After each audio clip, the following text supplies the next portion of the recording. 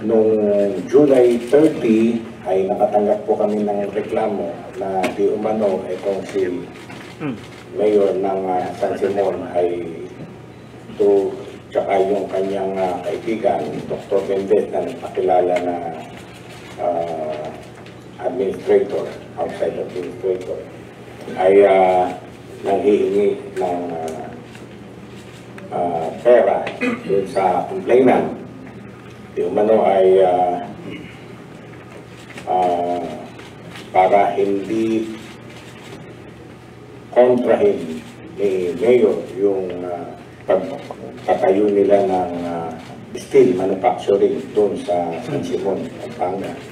So, inatasan ko agad si Assistant Director Bukaling, Noel Bukaling, na mag-compose ng team, mga intelligence teams namin. Pinangungunahan nga ni Atty. Akal at saka ni Atty. Hernandez. Nag-launch sila ng operation.